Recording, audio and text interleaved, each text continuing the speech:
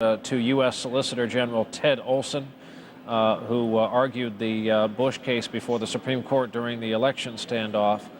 It's been confirmed was on the aircraft that crashed at the Pentagon today. With another angle on all of this, as we continue to look into what happened today, Lester Holt is standing by. Lester? There's an office off at Air Force Base in this underground command center. I think we have from our browser the website showing a little bit of an inside look at this center. It's a two-level, 14,000 square foot reinforced concrete and steel structure. This is the place where, on the president's order, they can transmit important information to strategic aircraft, submarines, and missile forces. What we're saying is they can run war from this place. In time of war, they can seal it off to the outside world. It's got its own emergency water sources, power supply, rations. It's hardened with electromagnetic pulse protection from any nuclear weapons. And not to sound alarmist, I'm just telling you the capabilities of this place. And it is a place where the president can be in full contact with whomever he needs to talk to, with not only secure voice communications, but satellite video transmissions as well. He can essentially run the show from there in about as secure a place as the U.S. can afford him. Plus, of course, it is in the center of the country, where the military has run its strategic operations all through the Cold War. So this is the place that the president has chosen. And Brian, as you pointed out, it is certainly, if nothing else, symbolizes the fact the administration, the government believes this threat may be continuing and ongoing.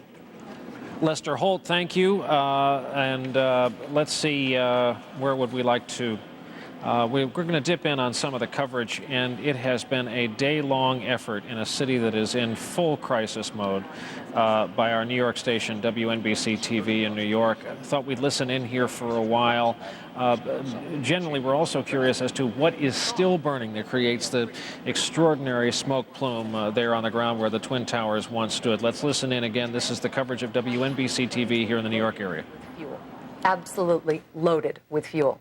She's also, this person, suggesting that because these flights were en route to the West Coast, again, they're loaded with fuel, but she also questioned how many had to be attempted that were not successful today. Oh, well, that's an interesting concept. There were 4 that we know of that were successful, possibly 8 we don't know of the other 4 that have been reported. But she's intimating that there could have been many out there that were attempted but were not successful. For one reason or another, perhaps the person or people did not get on the aircraft, right. Perhaps they were somehow overcome. stopped. I mean, we've heard no other stories at this point, but I do know there was one airplane that was diverted to Cleveland. It was a Delta flight much earlier today. And there was some suspicion there was some kind of a device on board that aircraft. There turned out not to be one. But I mean, perhaps that's exactly what you're suggesting. There were a number of other attempts that just obviously, thank goodness, were not successful. Well, it's a clearly sobering thought that it takes not a large army of dedicated terrorists willing to sacrifice their lives to create chaos in a huge nation like this. In this person's mind, it is also pretty clear that the pilot was somehow overcome or was killed, because they are taught, instructed to ditch the plane. They would not have gone intentionally into. So these were educated terrorists. They knew how to fly a plane. Absolutely devastating. Felicia, you just came back from the hospital. I'm just wondering, as we sort of focus back in on the state of things here in Manhattan, how easy is it right now to get around? What's traffic like? Difficult. What's going on out there? Very, very difficult. On foot, it's possible, but in any kind of vehicle, you will be stopped, you will be questioned, bags are searched. There's police everywhere. I mean, for our own safety. Are you talking about extending beyond Lower Manhattan now, or? It's pretty much a ghost town out there. There are a lot of people in the street, and it's wonderful to see, as Mayor Giuliani also suggested, how New Yorkers come together. I mean, there were people running through the streets begging people to go to the hospitals and donate blood, offering the use of telephones, giving out water, any kind of help that anybody needed if they were, without a place to go for the night, because obviously the hotel rooms are booked. There are a lot of people that were on the island that couldn't get home for a long time. Yeah, and still can't. We thank you, Felicia. Earlier, we spoke with the Dateline producer. Oh, I guess we're not going to show that. He caught some amazing video of the first collapse. Was it the? We've got some video, I believe, that we're going to show. This is his footage, and we did conduct an interview with him. Are we going to hear him now? Christian Martin, who actually obtained a camera by buying it off of a tourist. Do we have that interview with Christian? All right, we're not going to hear directly from him, but he took these pictures, as Jane mentioned, headed down to the scene doing his job. And after he procured that video camera, he then said what we've heard described so many times, this thick mass of smoke and debris seen heading toward him. So he turned and ran and took cover under a car. And for what he said was minutes, he could not see in front of him. And fortunately, he found shelter under the car and then made his way out. But terrifying situation for people who thought they were safe because they had made it far enough away from the actual scene of the impact of those two planes into the World Trade Center. Seeing here on the wires now that some schools are being closed tomorrow as we look ahead one day. The New York Archdiocese says all its schools are being closed tomorrow because of this attack. So the Catholic schools are closed. Okay, I'm told now we do have the Dateline tape, so let's go ahead and roll that. Christian, a Dateline producer, you're getting ready to vote, you hear that there's been this crash, and you walk over to... Actually, the trains were still running at that time. I thought I could walk over, and it turned out the 4 and the 5 were still running, so I took the train over to Bowling Green and began to walk up. And it was still pretty chaotic at that point. I guess the second plane had only crashed about 10 minutes ago, so there were hordes of people, getting away from the scene, and the police and the firemen were doing a wonderful job, and people were, really trying to help out and stopping traffic and getting people away.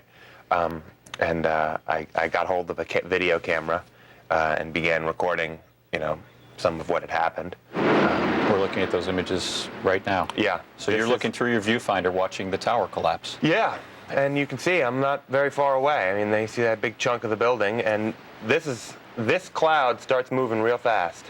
As you're watching the building come down, it's fast, but it seems relatively far away. How many blocks are you at this I'm about 2.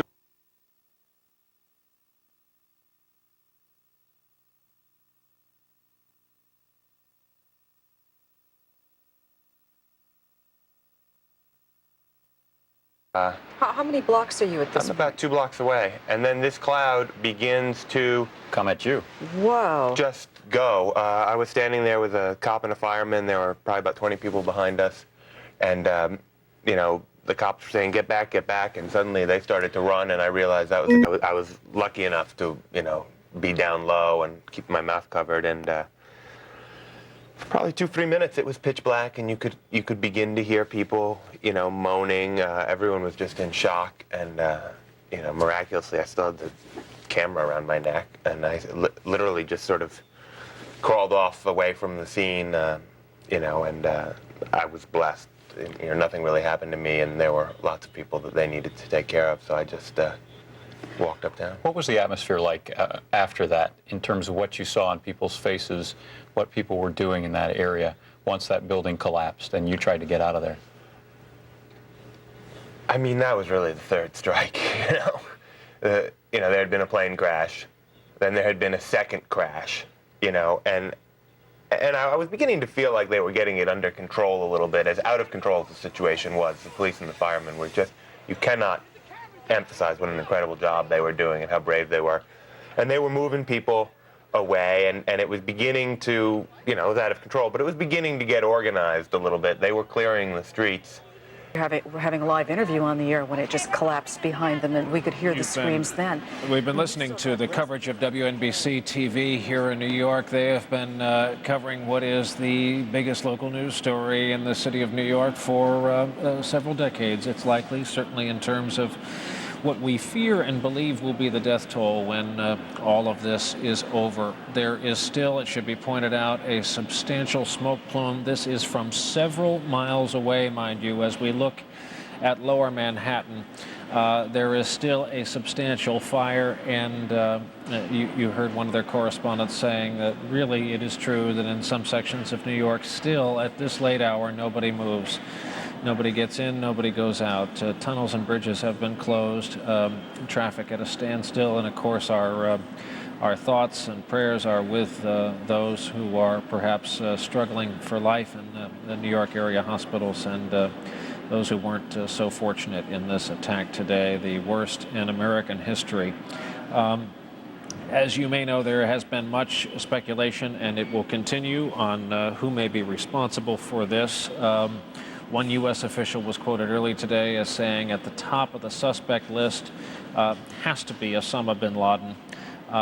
We are joined from London by Alex Standish, who is an expert on bin Laden with Jane's Intelligence Digest, an editor there. Alex, I know it's a late hour for you. Thank you very much for being with us. You're welcome, Brian. What's the evidence here that it is bin Laden or associates of his, or generally his organization?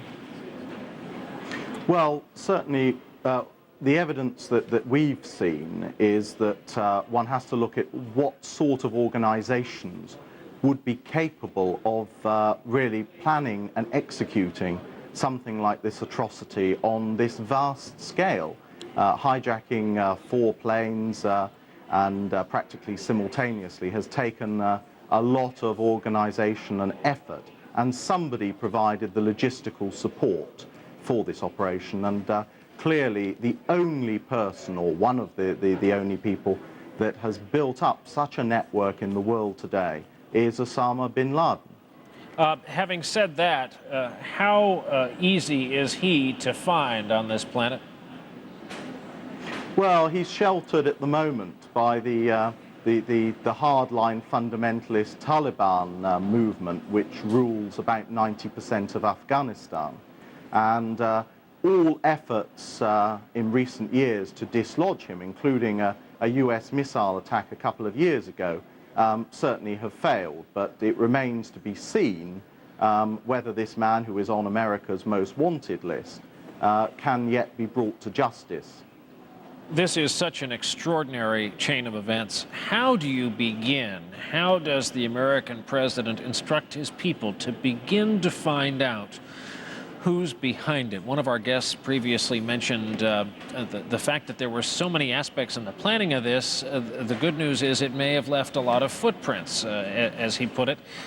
How do you start putting those footprints together, however? Well, I think one of the key, a long time to plan it. This is not something that was planned overnight or even in the last weeks. It may have been something which has been going on for months or even years. And certainly our suspicion is very strongly that these people have been what we would call sleeper agents. That is, they've been infiltrated into American society, and that they have been waiting for the instruction to go ahead and carry out this attack, which shows a degree of sophistication. Now, clearly, those people, if they have been hiding within local communities within the United States, will obviously be missed by their friends, their work associates, and so on. So I think it's going to be relatively soon we'll have some evidence as to at least the identities of the perpetrators. Of course, following the trail back to prove who set up the operation, who provided the finance and the logistical support, that may prove a little more difficult. Well, it's a chilling thought to think that they somehow were part of society for some time. And I want to thank you, Alex Standish, editor of Jane's Intelligence Digest from London, for being so patient with us and for providing those answers to what may be the sketchiest first details of what's at work here. Our own NBC News chief science correspondent, Robert Bazell, is back in our studios in New York after a rather harrowing, I'm sure, trip down to St. Vincent's in Greenwich Village. Bob, what's it like down there as the triage goes on? Well, Brian, at St. Vincent's Hospital, it's not as bad as one would think at this hour, which is to say that there have been 250 casualties. 3 people died at the hospital. I saw several others come in ambulances who were... 50-story building. 50 stories, yes. All right, Ivan, thank you. Brian, I'm just watching as the smoke is just billowing out of that building as well. What are you pointing at? Okay. We're also, let me just read this. There's a sign in front of me on a light stand. It says, donate blood. Blood is being accepted at the following locations, and it lists 3 different locations. With subways down, it is a long walk for a good cause, and these are going up on some of the light standards outside the perimeter. And as I said, the reason we can't come to you with pictures is because the perimeter keeps moving. We're being pushed. There's a big concern as well for the wind. If the wind shifts north, right now it's blowing in an easterly direction. If the wind shifts north, all of those plumes of smoke that you're seeing probably on your live shots will start to come directly down the north-south thoroughfares of Manhattan, where, as you can imagine, hundreds of thousands of people are now gathered watching this travesty unfold in front of them. And that's what a great concern of the police is. Not to mention, as I said before, the collapse of this building, number 7 World Trade Center, which right now, if I'm counting best I can, is about 7 blocks south of us. And let me just remind you that when the 2nd World Trade Center tower came down, we were a couple of blocks away, and I'm just being moved away. We were a couple of blocks away, and were hit so hard with that cloud of smoke. Do you have any more information, sir, on this building and the concern about it? And are we going to be moved any further, or is this a final perimeter? I don't know. All I know is that they're just going to move us for now, and that's all I believe that they're going to do. To this perimeter here? Yeah.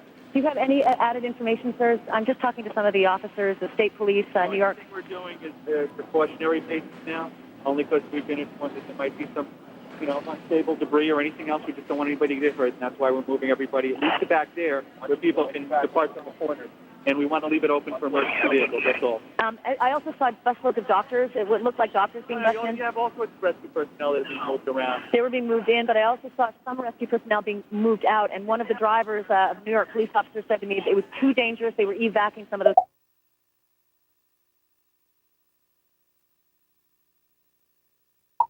Unstable debris.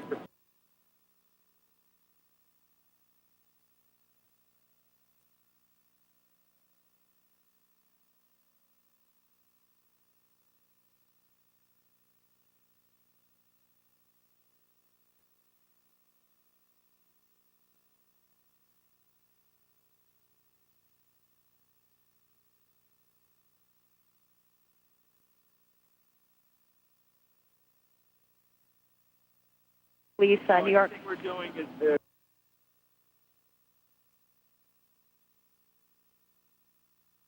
added information, sir. I'm just talking to some of the officers, the state police, New York. Do you have any added information, sir?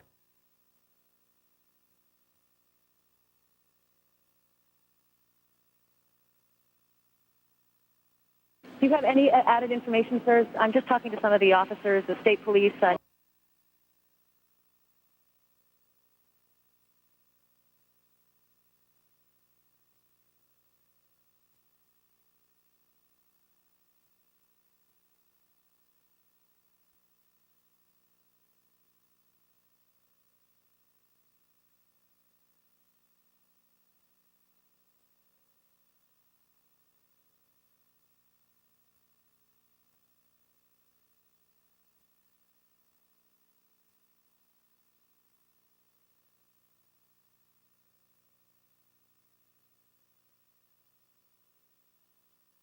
now, only because we've been from it, but we cannot see the flames of it just because we're obstructed by other structures. No, it's but just the concern is that is going to go down, that it's going to collapse.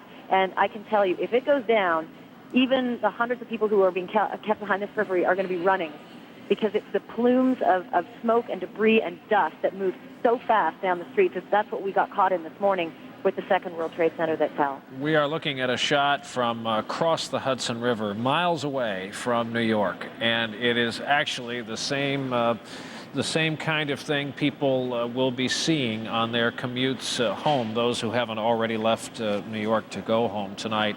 It's a shocking scene. Number one, a landmark is missing from the horizon, the World Trade Center, and number two, it has been burning like this, and this smoke plume has been this big all day long, and it's striking and just as horrifying as the event that went on there today.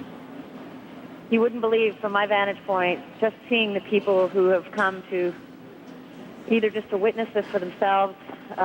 Some of the comments that have been made from people is very much what we heard you and Tom Brokaw and Katie Couric saying.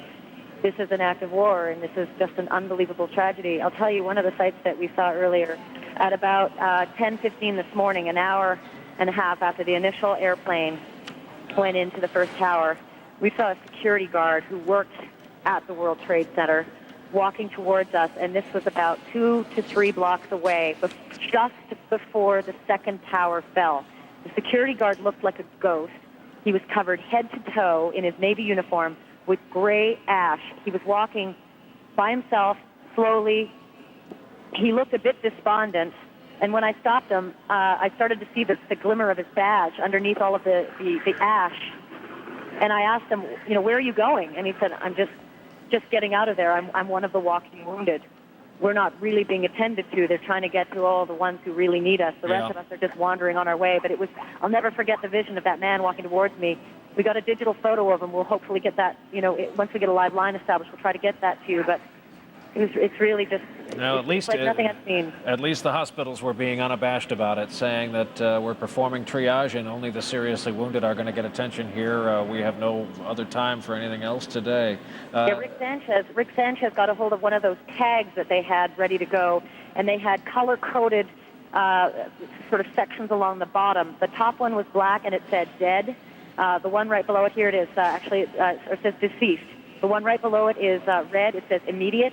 The one right below that is yellow, it says delayed, and the one right below that is green, and it says minor. The top of it says triage tag, and that's something that the triage centers are going to be dealing with as soon as the bodies start coming in. The strange thing, Brian, though, is that only within the last few hours, many of the triage centers that were visited earlier had no bodies, had no people. They're assuming that at this point it's possible that there are some incredibly serious casualties or perhaps fatalities, and then the walking wounded, as they call them. Well, they just can't get at them. Yeah, the scene is too hot. Careful. Sorry. Ashley, thank you. We have to run. We have joining us from Washington, former U.S. Secretary of State James A. Baker III. Mr. Secretary, thank you very much for being with us. Sure, Brian. Mr. Secretary, the president we now know is en route back from the Midwest on Air Force One. We are presuming he will address the nation tonight. What, in your view, does he need to say to the American people on this terrible day in U.S. history? Well, I think he will repeat some of what he's already said today. He made a statement when he was in Florida. He made another statement, I think, on his way to Nebraska, in which he said that this has been a terrorist attack on America. It's a very sad and sorrowful day, a cowardly and dastardly act, and we're going to hunt down and punish those responsible. I think he will repeat that, and I think he will also make it clear to the American people that we're going to be looking in the future at perhaps some enhanced security measures to take care of these types of potential tragedies. Mr. Secretary, do you think this is tantamount to an act of war, obviously one where we don't know exactly who the enemy is yet? Well, I think it depends on what your definition of war is. It's certainly a terrorist war.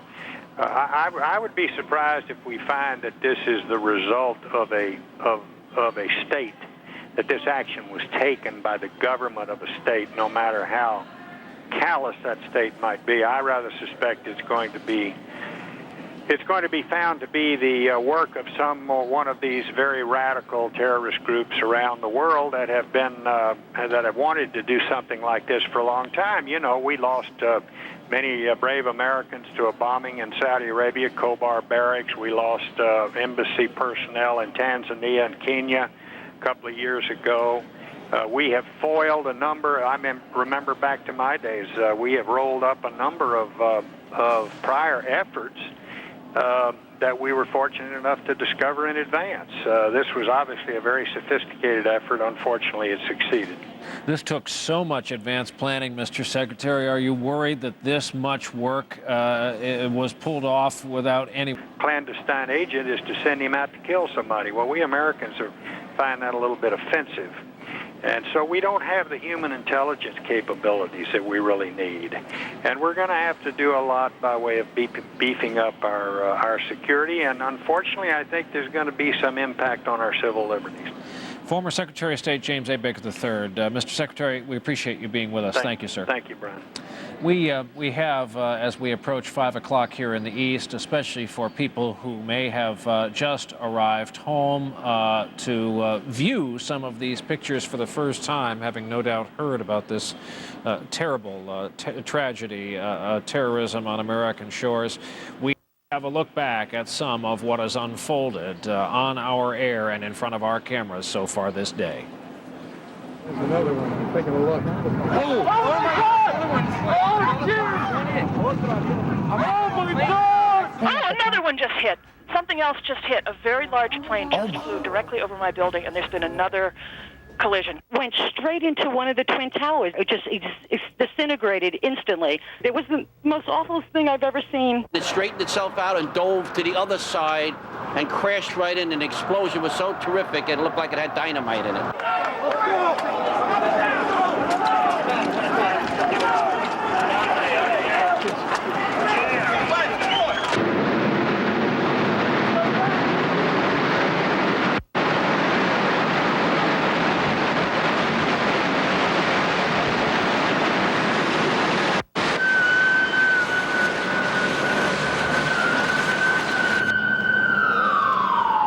This is what is coming over our radio. Get out of the area. The second tower is coming down. They tell you the second tower is Yes, it's about to collapse. I got fellow officers that might be trapped.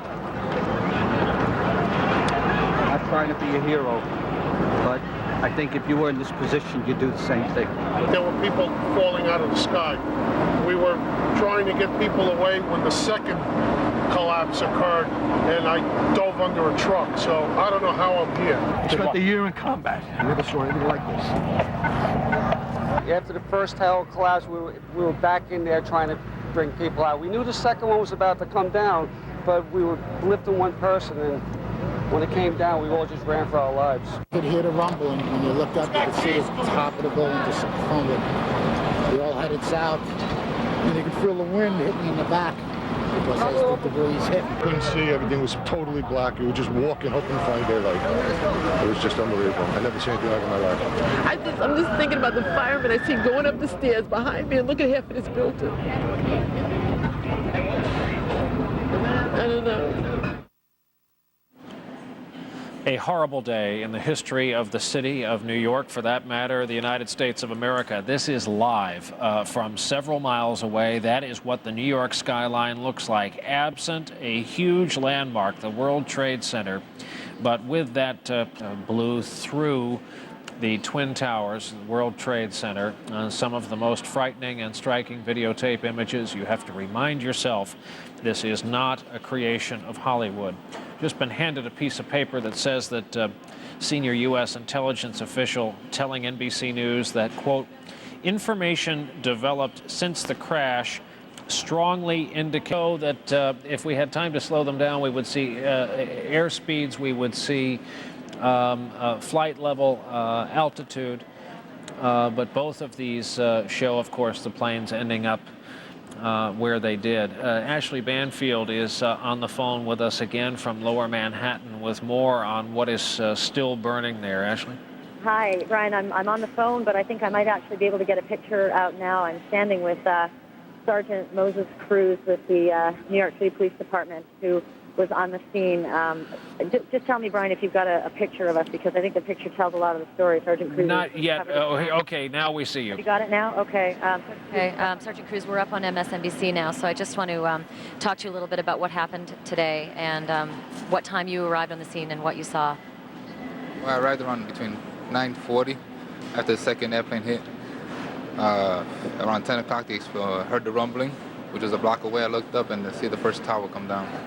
You are covered in the ash, and I'm guessing that you probably had the same thing happen to you that happened to us. It was like day turned to night. What happened with you and your... Compared to what I was before. What happened to you and your fellow officers at the time?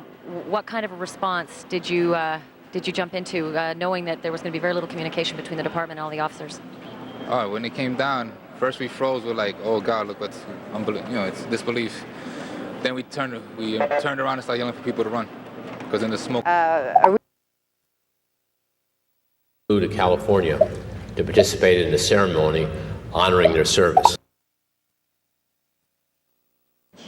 would be able to slip by the detection systems we currently have. If you add all that up, that's not even bin Laden. Somebody else, I believe, was behind this. Well, that's very interesting. I'm not asking you the $64,000 question. Yeah, but what kinds of states, I guess, is what I'm asking. Well, you have to sort of look at the so-called rogue states, and the two, perhaps three that come to mind are Iraq, clearly number one, Iran, a possible number two, or a faction within the Iranian leadership, and the third might even be Afghanistan. I'm going to ask, I was going to take a picture from the damage at the Pentagon. Dan, you know, we've been here for several hours. Yeah. We've been dealing with these videotape pictures of New York, of the Pentagon, and then you look away, you come back to it, and you get a reality check about every hour. My God, they've hit the Pentagon. They've hit the center of the Department of Defense in this country. They've hit and taken out. They have taken out the World Trade Center in New York. This is absolutely enormous, and as people keep saying on our air and elsewhere, America will never be the same after today. No, this is a defining moment, the same as Oklahoma City and certainly December 7th. The scenes you're seeing here, our children will look at like those grainy photographs and movies of Pearl Harbor. It will be different. The question is, the president has said, how do we rise to the occasion? Do you have, at the end of the day, more faith in the American system than you do any other, and so the American system, by definition, wins? I got to tell you, I rode the Washington Metro coming home today as I was evacuated out of Arlington, and what's fascinating is the calm and stability